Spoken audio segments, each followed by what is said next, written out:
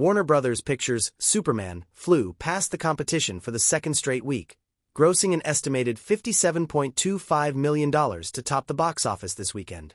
James Gunn's reboot grossed $122 million in its opening weekend, according to data provided by ComScore. It has now grossed $235 million domestically and $406.8 million worldwide, according to ComScore. We've seen really strong daily holds, and usually that is indicative of word of mouth taking in, especially on a big film like this that already opened pretty well, said Sean Robbins, director of analytics at Fandango and founder and owner of Box Office Theory. Warner Bros. Discovery is the parent company of CNN. Superman and Universal Pictures' Jurassic World Rebirth, which came in at number 2 during its third week, $23.4 million, held off this weekend's openers, including Sony Pictures' I Know What You Did Last Summer, $13 million, and Paramount Pictures' Smurfs, $11 million. When movies open this big, sometimes they drop off significantly in their second and third weekends. But it seems to be a pattern this year, particularly this summer, where you have blockbusters holding in there, said Paul Dergarabedian, senior media analyst at ComScore. Sony's first release of the slasher franchise, I Know What You Did Last Summer, opened in 1997 and grossed $252.14 million worldwide, adjusted for inflation. Sony also distributed 3 Smurfs films between 2011 and 2017. The third movie, Smurfs: The Lost Village, grossed $197 million worldwide in 2017, according to Box Office Mojo. The latest Smurfs and I Know What You Did Last Summer movies weren't especially well reviewed by critics, but Daniel Lauria, editorial director at Box Office Pro, said those reviews matter less because they are established franchises. Everybody 30 and over knows what I Know What You Did Last Summer is, and I think family audiences are very well aware of Smurfs, he said.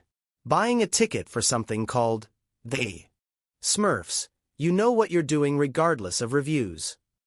Dergarabedian said the success of Superman and Jurassic World Rebirth were formidable competitors for this weekend's openers, and that the box office is currently an incredibly competitive marketplace. In recent years, studios have struggled to fill theater schedules with new releases, in part due to movies going directly to streaming services and delays in production from the SAG-AFTRA strikes of 2023. Theaters are now glad to have new content on a weekly basis, Robbins said. This summer has had something major open every weekend, he said, adding that this weekend's openers are a very modest slate.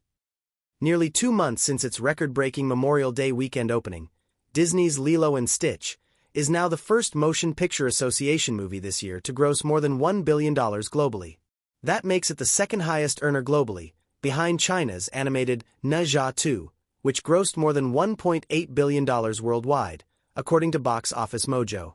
Warner Brothers Pictures' A Minecraft Movie, which is number 1 at the domestic box office, $423.9 million, this year, fell short of the $1 billion mark worldwide, earning $955 million, according to Box Office Mojo.